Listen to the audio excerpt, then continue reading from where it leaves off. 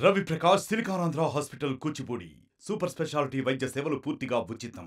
YCP అధినేత జగన్ ఈరోజు X వేదికగా కొన్ని కీలక వ్యాఖ్యలు చేశారు. ఈవీఎంల ట్యాంపరింగ్ సంబంధించి ఈవీఎంల వ్యవహారంలో ఆయన కొన్ని కీలక వ్యాఖ్యలు చేశారు. దీనిపై మనతో మాట్లాడడానికి విజయవాడ ఎంపీ కేసీఆర్ చిన్ని ఉన్నారు. మాట్లాడదాం సార్. మీరు కూడా చూసారు ట్వీట్, మీరు కూడా రీట్వీట్ కూడా చేశారు. ఎందుకు ఈ వ్యాఖ్యలు చేస్తున్నారు అనుకుంటున్నారు? గతంలో 150 స్థానాలు వచ్చినప్పుడు ఎవరు కూడా ఈవీఎంల గురించి మాట్లాడలేదు. ఇప్పుడు మీ కూటమికి 164 స్థానాలు వచ్చిన తర్వాత ఈవీఎంల గురించి ఎందుకు హైలైట్ చేస్తున్నారు? ఆయన మాట్లాడారు, మీకు చూసారో లేదో, నేను ఇందాక వీడియో కూడా పంపించాను అన్ని మీడియా హౌస్లకి. 2019లో అధికారంలోకి రాగానే ఇవాళ న్యాయం గెలిచింది, 80% మంది నాకు ఓట్లు వేశారు. ఓట్లు వేసిన ప్రజలందరూ ఈవీఎంలకి వెళ్ళి ఓటు వేసి బటన్ నొక్కంగానే వీవీప్యాడ్లో సింబల్ కనబడుతుంది, సింబల్ వేరే సింబల్ కనబడితే కంప్లైంట్ చేయొచ్చు, ఒక్క మనిషి కూడా కంప్లైంట్ చేయలేదని ఆ రోజు ఆయన వ్యాఖ్యానించారు. ఇవాళ వచ్చి డొంక తిరుగుడు వ్యవహారాలు, ప్రజలు తిరగొట్టారనే విషయం ఇంకా ఆయనకి బుద్ధి రాలేదు. ఇవాళ వచ్చేమంటాడంటే ఈవీఎంల మీద జరిగింది. ఇవాళ కూడా మేము చెబుతున్నాం 86% ఓటు వచ్చింది ఎమ్మెల్యే జగన్, గుర్తుంచుకో నీకు. అంతేకాకుండా మాకు 86% వచ్చింది ఓటింగ్. అంతేకాకుండా మేము నీకు ప్రతిపక్ష హోదా కూడా లేకుండా తీర్పిచ్చారు, న్యాయం గెలిచింది. కాబట్టి ఈవీఎంల్లో ఎవరన్నా కంప్లైంట్ ఉంటే వీవీప్యాట్లో సింబల్ వస్తుంది, నువ్వు చెప్పిన విధంగానే. తప్పకుండా న్యాయం గెలిచింది, అది గుర్తుంచుకో. అంతేకాకుండా నీకు ఒక్కడికే చెప్తున్నా, నువ్వు ఇంకా ఇటువంటి విషయాల్లో నీ దొంక తిరుగుడు వ్యవహారాలు మార్చుకోకపోతే నువ్వు కానీ నీ పార్టీ కానీ ప్రజా జీవితంలో ఇంకా మిగలరు. మొన్న 11 మంది ఎమ్మెల్యేలు కూడా ఎప్పుడు పారిపోదామని చూస్తున్నారు. తప్పకుండా నీ పార్టీ అనేది ఖాళీ అవబోతుంది. ప్రజలందరూ అంత చేత్కరిస్తున్నారు. ఇంకా నువ్వు అదే ధోరణిలో ఉన్నావు, నీ అహంకార ధోరణి. అంతేకాకుండా నీ ఓటమిని వేరే వేరే కారణాలు చూపిస్తా ప్రజల యొక్క సమస్యలని అర్థం చేసుకోకుండా ఇప్పటికైనా బుద్ధి తెచ్చుకొని ప్రజల వద్దకు వెళ్ళి నీ ప్యాలెస్లోంచి బయటకు వచ్చి ప్రజల వద్దకు వెళ్ళి తెలుసుకో. ఇంకొక విషయం గుర్తుంచుకో, మా చంద్రబాబు నాయుడు గారిని ప్రజలందరూ ముక్తకంఠంతో ఒకటే కోరుతున్నారు, ఎవరైతే ప్రజాధనాన్ని దుర్వినియోగం చేసుకుని సొంత ఖర్చులకి ప్యాలెస్లు కట్టుకున్నారో, లేకపోతే ప్రజాధనాన్ని దుర్వినియోగం చేశారో, అటువంటి వారి దగ్గర నుంచి డబ్బులు రికవరీ అయ్యేగా త్వరగా రికవరీ అయ్యేలాగా చట్టాలు తీసుకొచ్చి ప్రజల సొమ్ముని రికవరీ చేయమని అందరూ ముక్తఖండంతో అడుగుతున్నారు.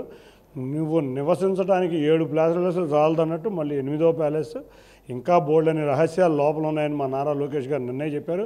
తప్పకుండా ఆ రహస్యాలు బయటకు వచ్చి ఉండుంటే ఆ 11 సీట్లు కూడా నీకు ప్రజలు ఇచ్చేవాళ్ళు కాదు.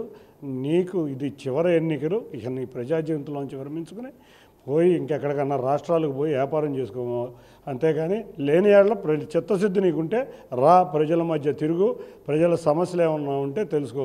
నువ్వు ఏ రోజు ప్రజల వద్ద లేని వ్యక్తివి, అందుకే నిన్ను ప్రజలు ఆ విధంగా తిరస్కరించారు.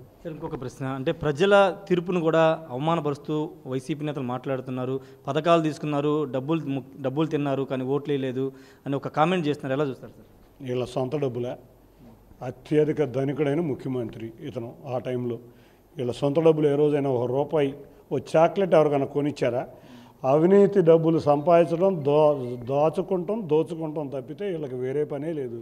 ప్రజల ఆస్తిని ప్రజలకు ఇచ్చారు, అది ప్రభుత్వం చేసిన పని. ఆ ప్రభుత్వం చేసిన పనిలో చిత్తశుద్ధి లేదు కాబట్టి ప్రజలు వాళ్ళు నిన్ను తిరస్కరించారు.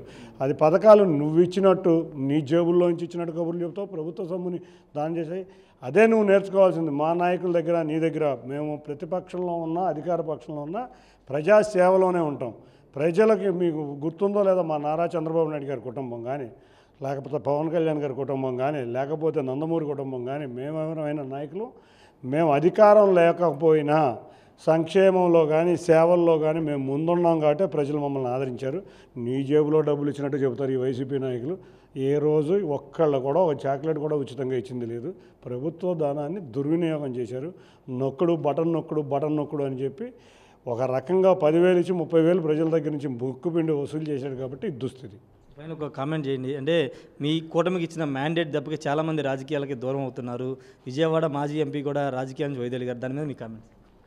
విజయవాడ మాజీ ఎంపీయే కాదు, మీరు చూస్తే వైకాపాలో ఉన్న నాయకులందరూ దూరం అయిపోతారు. కాలక్రమాన ఇంకో 4 రోజుల లోపల వైకాపానే కాలక్రమాన కనుమరుగవుతుంది. నాయకులే ఉంది, పార్టీయే కనుమరుగైపోతుంది. Thank you sir. ఖచ్చితంగా రాబోయే రోజుల్లో వైసీపీ కనుమరుగవుతున్నట్టు ఎంపీ కేసీఆర్ చిన్ని చెప్తున్నారు. ఈవీఎంల పేరు చెప్పుకుని ఓటమిని అంగీకరించుకుని ఈవీఎంల పేరు చెప్పుకుని ఏదో నెట్టాలని చూస్తున్నారు. కానీ ప్రజలు అన్నీ గమనిస్తున్నారని కేసీఆర్ చిన్ని అయితే చెప్తున్నారు. ప్రజల్లో తిరగకోకుండా ప్రజలకు ఏదో డబ్బులు పనిచేస్తాం, ప్రభుత్వ ఆస్తులను పంచి ప్రభుత్వ ధనాన్ని పంచి సొంత డబ్బులు పంచినట్టుగా జగన్ భావించారు. అందుకే ప్రజల్లో తిరగకపోవడం వల్ల ఈరోజు ప్రజలు ఇలాంటి తీర్పిచ్చారని ఎంపీ కేసీఆర్ చిన్ని చెప్తున్నారు. కెమెరా పర్సన్ ప్రసాద్తో రాయ్ షార్ట్ టీవీ విజయవాడ నుండి.